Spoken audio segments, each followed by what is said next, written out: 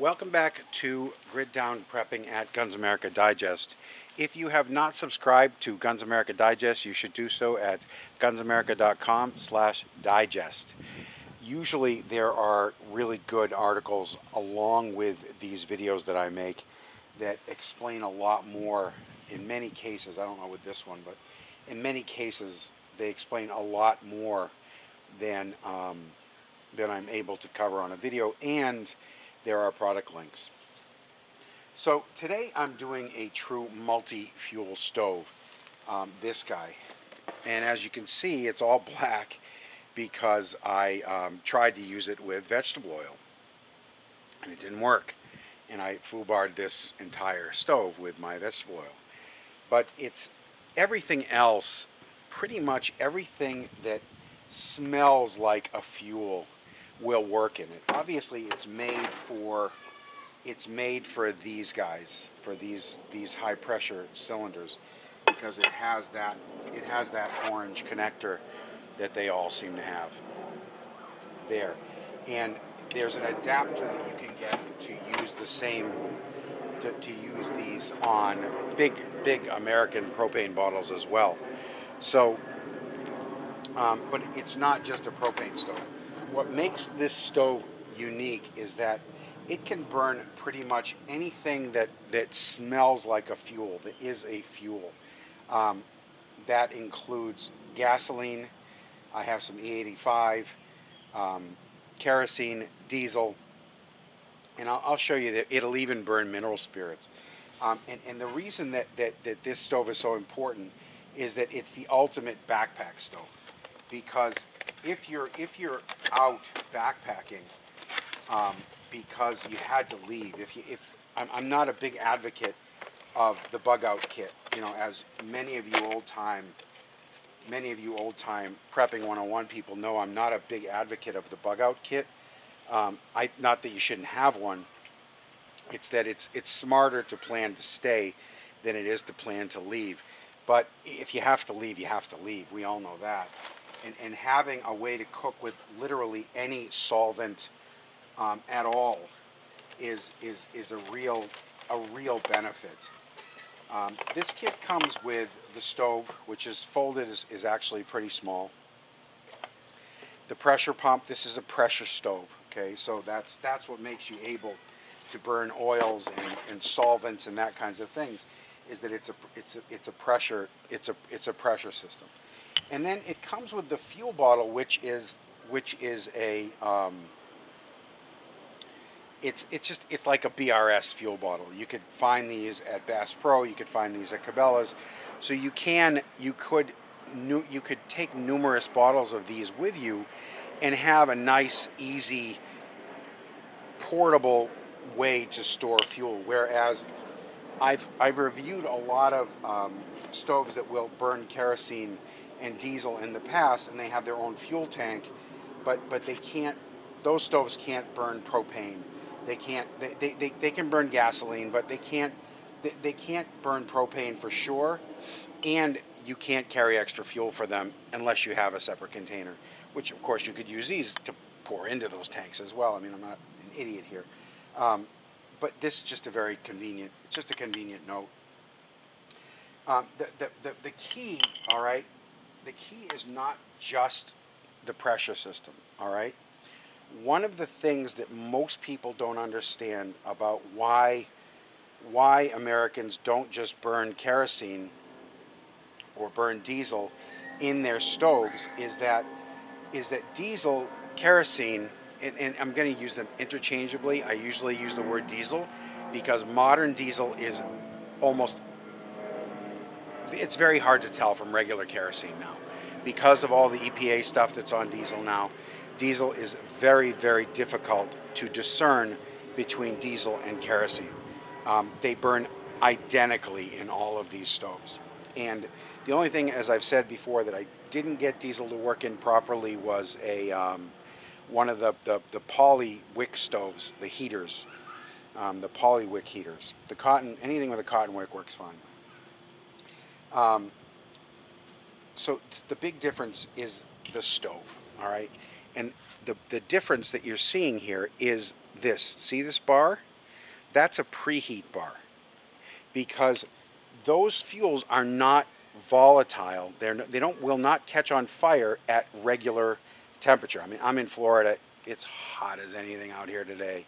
But if I threw a match into that kerosene bottle, it would not light.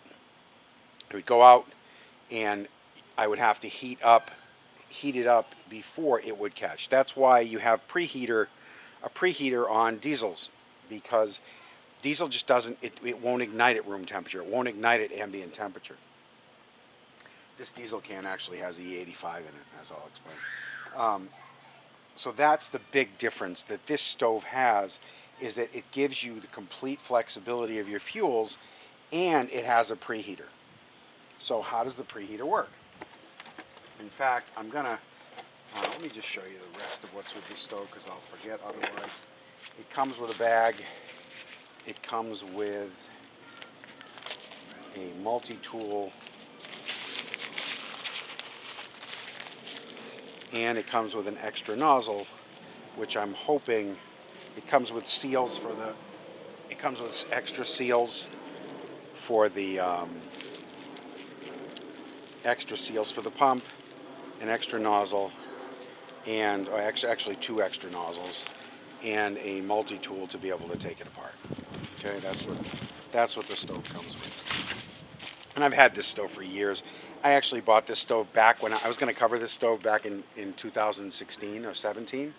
And then when I abandoned Prepping 101 because everyone thought Trump was going to save the Republic, which he has not, I intentionally brought out some old fuel cans, some of which have been outside. This guy's been outside since probably 2013. Like I said, it has E85 in it instead of diesel. I don't remember even why I put it in this can. It's probably the only can I had. I remember why I got the 85. It was to try the E85 in an alcohol stove, because it has alcohol in it, to see if it worked, but it turned into an inferno, and it was no good. But all this stuff has been in sheds. It's been, except for the mineral spirits, it's just been kind of sitting around. So that was so that you guys could just see the mindset of being able to use old fuel, really old fuel, for this kind of thing. I don't like to really go Mad Max on people in this column, or Walking Dead or whatever, but I do encourage people to understand where we're at right now, and that being on the road and scrounging, bottles of mineral spirits, it seems a little surreal, but it's just kind of where we're at now. So as you saw, I only did a splash of fuel, okay, just a splash of fuel, and because I've realized testing these stoves in the past that when you want to switch fuels between them, to unscrew it, you get like a poof kind of thing. So I just let the fuels burn. And I can't say there's a number of pumps that I pump this. I just kind of pump it up a lot until I feel real resistance.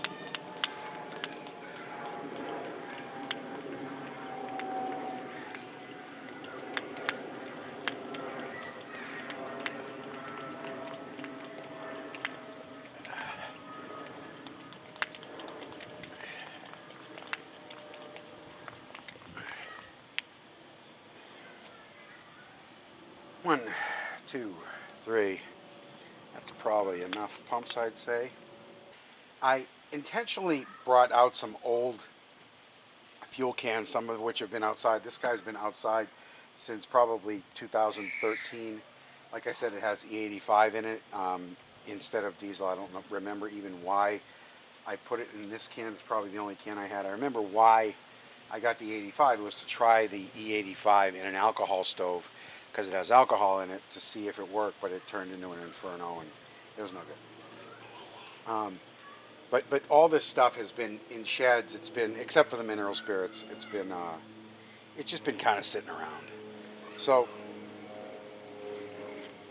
that was so that you guys could just see the mindset of being able to use old fuel, really old fuel, for this kind of thing. I don't like to really go Mad Max on people in this column, or Walking Dead or whatever, but I do encourage people to understand where we're at right now, and that being on the road and scrounging, bottles of mineral spirits, it seems a little surreal, but it's just kind of where we're at now. So as you saw, I only did a splash of fuel, okay, just a splash of fuel. And I can't say there's a number of pumps that I pump this. I just kind of pump it up a lot until I feel real resistance. That's probably enough pumps, I'd say. And then you make sure that the valve on the stove is closed. And then screw your tank on. Glasses here.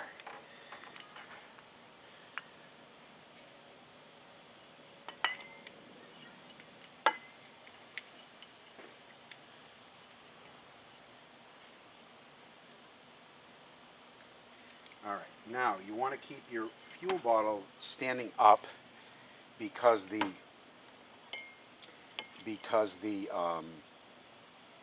fuel filter, as you saw, goes right to the bottom of it.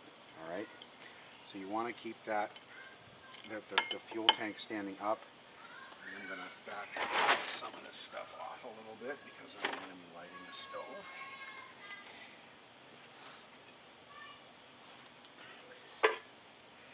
And one of the important things is that the way that you use, there's the preheater bar. Do you see the white thing in the bottom there? That is a wick, okay? Because the way that you catch fuel, this fuel that doesn't burn at ambient temperature, is with a wick. So there's a wick actually built into that stove. Now, if you burn up your wick, you char it, you could just use a piece of paper, anything. Really, because the fuel only has to get up to about 145 or so, I think, before it'll catch. So it really doesn't have to get all that hot. Your stove is going to get black, though. This is strictly an outdoor stove. I don't know why I feel I have to mention that every time, but morons always ask that stupid question. And then what you do is, before you light, you let a little bit of fuel out. Just you watch your nozzle, and it's going to obviously, the air is going to come out first. I can hear it. There's a little bit of fuel coming now. When it fills the cup and it overflows onto the wick, that's when you close it.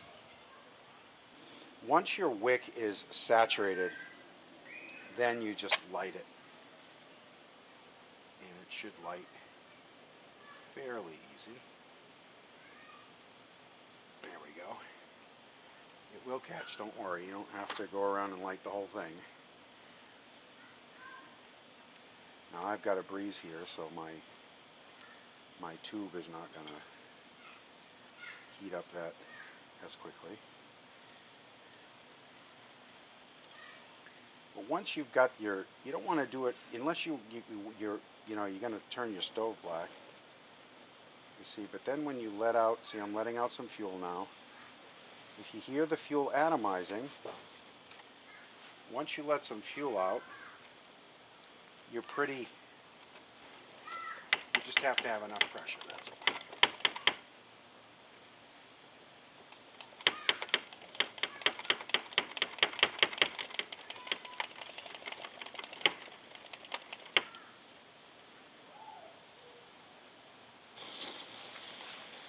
There we go. I just had an air bubble in there.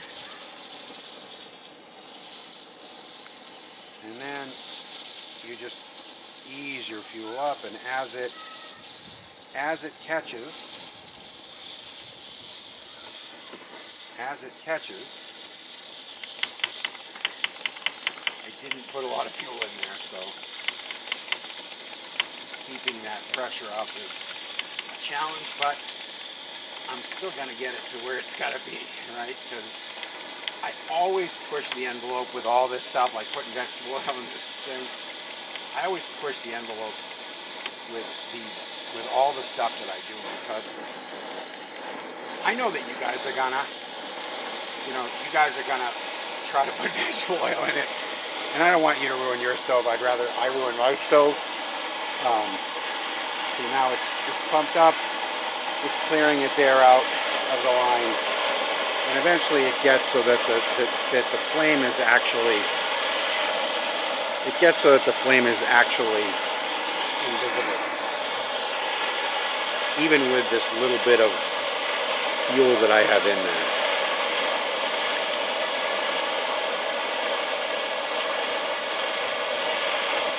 So it's barely visible now. So that was kerosene. So that's kerosene, diesel, that kind of stuff. Now I'm going to move to mineral spirits, because I'm sure a lot of you thought that mineral spirits isn't going to work, but I know from when I was going to cover this stove before, it actually does work. It's surprising. And that little splash of diesel, of kerosene, it lasted, I would say, about 3 minutes. Probably enough to heat enough water to make grits, or for a few people, I'd say just that little splash of fuel.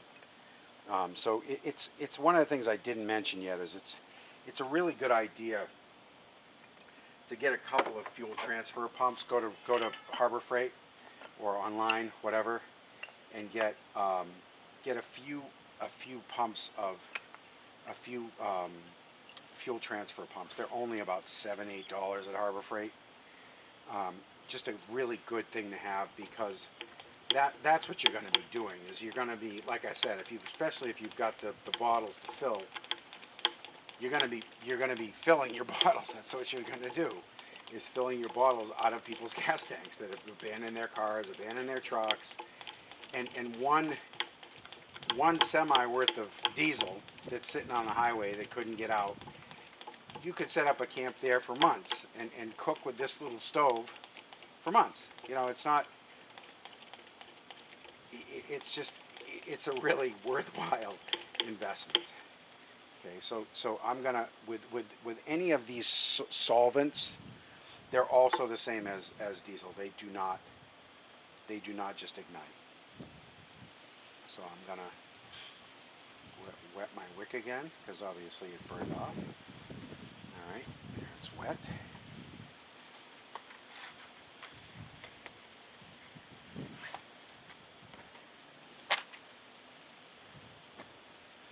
And it caught. Okay.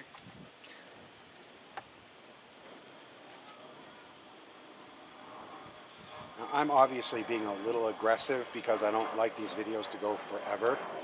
So I am being aggressive as far as how quickly I light these. But as you can see, you don't want to push too hard, because you do get, if you go too fast, you get fuel leakage on the bottom underneath, and that can lead to kind of an inferno situation, where your undersurface is wet with fuel, and it got hot enough to catch, and now it's caught, and it's fine. I mean, I'm on this piece of cement here. See, I had to pump it up a little bit more, because again, there's almost no fuel in there. But now I just leave it wide open, and I could have put my pot on there from the very beginning. Of course, the difference is that your pot's just going to get black on the bottom.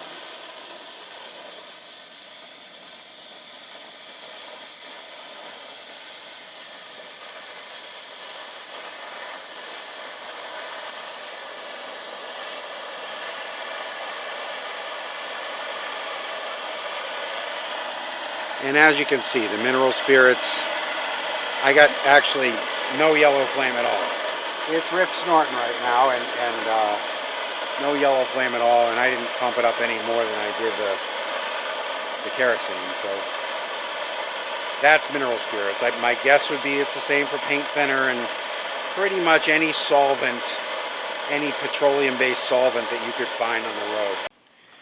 Well, that was a little overambitious for how much fuel I put in. It took over a half an hour for it to burn out.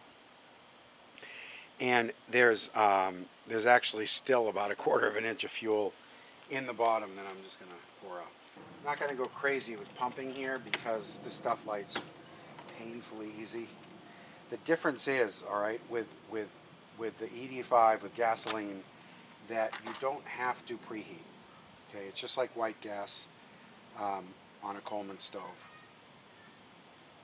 You don't have to preheat it at all, in fact. So you can just put your match down and then open up your thing and it catches right away, as you can see. Now, you are going to have to clear out your air pockets and that kind of stuff, so you're going to get this, you know, this kind of flame for a little bit. But once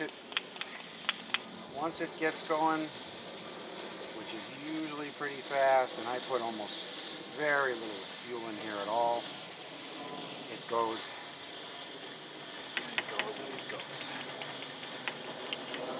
Obviously, there's going to be air pockets that have to be cleared when you first light it, but it gets to rip snorting pretty fast with any kind of gasoline or white gas, or like I said, this E85 gets to rip snorting pretty darn fast. The reason that the wick is catching is that as always I was a little overambitious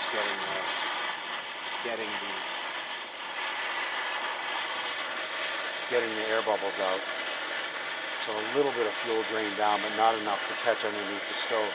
And I'm not going to do that experiment to show you what happens when it catches underneath the stove. Just don't freak out. Just turn off your valve. Turn off your valve. It burns off very quickly.